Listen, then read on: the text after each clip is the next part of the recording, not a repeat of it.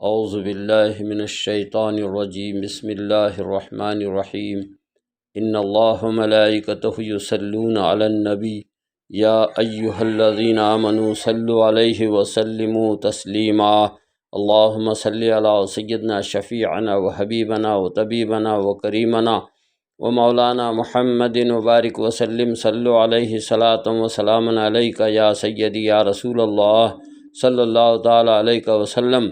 حاضرین، خانقاہ عالیہ خدا نمایہ میں ان صحابہ کرام کا ذکر چل رہا ہے جن کو رسول پاک صلی اللہ تعالیٰ علیہ وسلم نے طریقت کی بیعت عطا فرمائی اور ان کو صاحب ارشاد بنایا اور خلیفہ مجاز بنا کر طریقت کو جاری و ساری فرمایا۔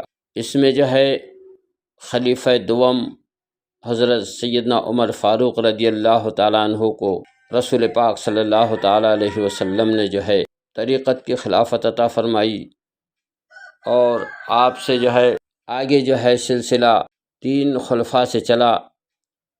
اس میں سب سے پہلے خلیفہ حضرت خواجہ اویس قرنی، دوسرے خلیفہ حضرت عبداللہ بن ابی بکر، اور تیسرے خلیفہ حضرت عبداللہ ابن عمر۔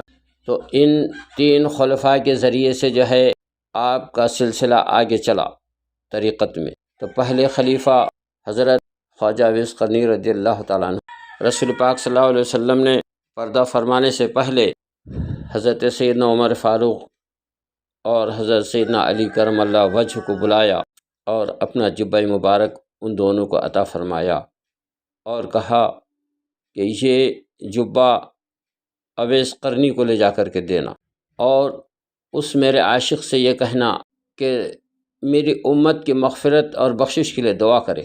حاضرین، حضرت خواجہ اویس قرنی کو رسول پاک صلی اللہ علیہ وسلم نے وہ مقام عطا فرمایا کہ دعا کے لیے اپنی امت میں سے جلیل القدر صحابہ موجود ہیں لیکن کسی کو نہیں کہا، لیکن خیر التابعی حضرت خواجہ اویس قرنی رضی اللہ تعالیٰ عنہ کو پیغام دے رہے ہیں کہ میرا وصال ہونے کے بعد یہ امانت اویس کو لے جا کر کے دے دینا۔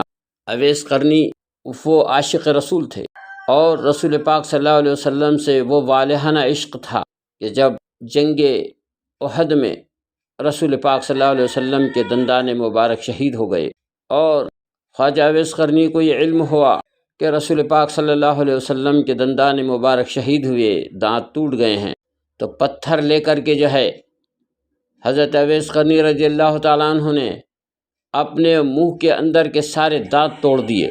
حالانکہ رسول پاک صلی اللہ علیہ وسلم کے سامنے کے دانت ٹوٹے تھے، لیکن اویس قرنی نے پورے 32 دانت توڑ دیے۔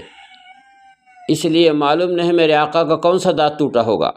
جب میرے آقا کے منہ کے دانت ٹوٹ گئے تو اس غلام کے منہ میں دانت رکھ کے کیا کرنا ہے؟ اس عقیدت میں، اس محبت میں، اس عشق میں اویس قرنی نے اپنے منہ کے سارے دانت توڑ دیے۔ کیا عشق تھا یہ کہ دانت ٹوٹ گئے ہیں، منہ سے خون جاری ہے۔ یہ منظر بڑا عجیب منظر تھا، یہ عشق کا مقام تھا۔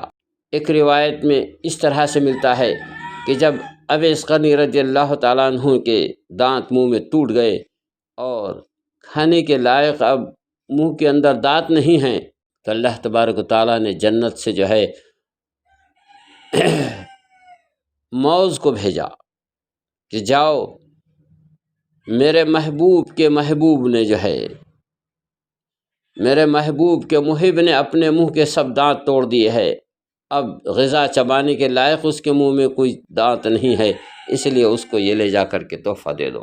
حاضرین، یہ عشق کا مقام ہوتا ہے جو ایمان کو کامل کر دیتا ہے۔ عاشقوں کا مقام کچھ اور ہوتا ہے، اور بغیر عشق کے ایمان کامل بھی نہیں ہوتا۔ اس پر میں آپ کو سیر کراؤں حضرت سیدنا ابراہیم نبی علیہ السلام کے دور پاک کی۔ حضرت ابراہیم علیہ السلام صاحب ثروت تھے، بکریوں کے ریوڑ تھے آپ کے نزدیک۔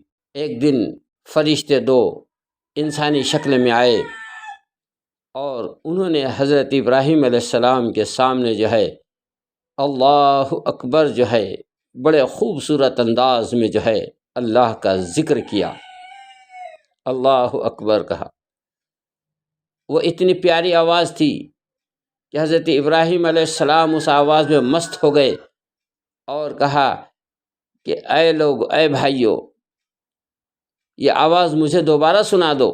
تو ان فرشتوں نے کہا کہ ابراہیم، اگر یہ آواز سننا چاہتے ہو تو تم ہم کو کیا دو گے، اس کا اجر کیا دو گے، اس پر کیا اجرت دو گے ہم کو؟ حضرت ابراہیم علیہ السلام نے کہا کہ میرا ایک بکریوں کا ریوڑ لے لو، لیکن مجھے جو ہے اللہ کا ذکر سنا دو۔ پھر فرشتوں نے جو ہے اللہ اکبر کو وہ خوبصورت انداز میں پڑھا کہ حضرت ابراہیم علیہ السلام جو ہے اس میں جھوم گئے اور مست ہو گئے۔ پھر جب وہ آواز بند ہو گئی تو اس بے آب کے مچھلی کی طرح سے تڑپنے لگے۔ کہا کہ مجھے اور آواز سنا دو، وہ میرے کان بے تاب ہیں اس آواز کو سننے کے لیے۔ تو فرشتوں نے کہا کہ اب تم ہمیں کیا دو گے سنانے پر؟ تو حضرت ابراہیم علیہ السلام نے کہا کہ دوسرا ریوڑ ہے، یہ لے لو، لیکن مجھے جو ہے آواز سنا دو۔ حضرت ابراہیم کے کہنے پر انہوں نے دوبارہ جو ہے پھر وہی اللہ اکبر کا جو خوبصورت انداز میں ذکر کیا۔ بس ذکر کرنا تھا کہ حضرت ابراہیم علیہ السلام اس ذکر کے اندر محو مستغرق ہو گئے۔ پھر اس کے بعد جب انہوں نے ذکر بند کر دیا تو پھر جو ہے بے آب مچھلی کی طرح سے جو ہے وہ تڑپنا شروع کر دیے۔ کہا کہ پھر ہم کو سنا دو وہ آواز۔ تو فرشتوں نے کہا کہ اب کیا دو گے آپ کے بارے میں؟ تو کہا کہ پورا جتنا میرا یہ ریوڑ ہے اب بچا ہوا یہ سب تم لے لو، لیکن مجھے جو ہے وہ آواز سنا دو۔ فرشتوں نے پھر جو ہے 12 وہ آواز ذکر کی سنائی۔ حضرت ابراہیم علیہ السلام اس میں محو مستغرق ہو گئے، اپنے محبوب کے دیدار میں اور اپنے محبوب کی یاد کے اندر ایسے محو مستغرق ہو گئے کہ دنیا ما فیہا کی کوئی خبر نہیں تھی۔ تو عشق کا مقام تھا۔ پھر جب وہ ذکر بند ہو گیا تو حضرت ابراہیم اسی طرح سے پھر تڑپنا شروع کر دیے، بے آب ماہی کی طرح سے۔ وہ مچھلی جو پانی سے نکال دی جاتی ہے اور اس کے تڑپنے کا جو انداز ہوتا ہے اسی انداز سے حضرت ابراہیم تڑپنا شروع کر دیے۔ کہا کہ پھر مجھے آواز سناؤ۔ تو ان فرشتوں نے کہا ابراہیم اب تمہارے پاس دینے کے لیے تو کچھ نہیں بچا ہے، اب کیا دو گے ہم کو؟ تو کہا کہ دیکھو ان بکریوں کو چرانے کے لیے بھی تمہیں آدمی کی ضرورت ہے، میں ان بکریوں کو چرانے کے لیے تمہارا جو ہے ساتھ چلوں گا، میں ان بکریوں کا چرواہا بن جاؤں گا۔ فرشتوں نے جو ہے پھر جو ہے وہی خوبصورت انداز میں اللہ کا ذکر سنایا۔ حضرت ابراہیم علیہ الصلاۃ والتسلیم مست ہو گئے۔ تو عزیز اور دوستو، یہ عشق کا مقام ہے کہ اللہ سے ایسی محبت اور ایسا عشق تھا حضرت ابراہیم علیہ السلام کو کہ اپنے سارے مال و دولت کو لٹا دیا، یہاں تک کہ خود کو بھی جو ہے اللہ کے نام پہ جو ہے لٹا دیا۔ یہ حضرت ابراہیم علیہ السلام نے یہ درس دیا پوری دنیا کو کہ اللہ سے ایسا عشق ہونا چاہیے۔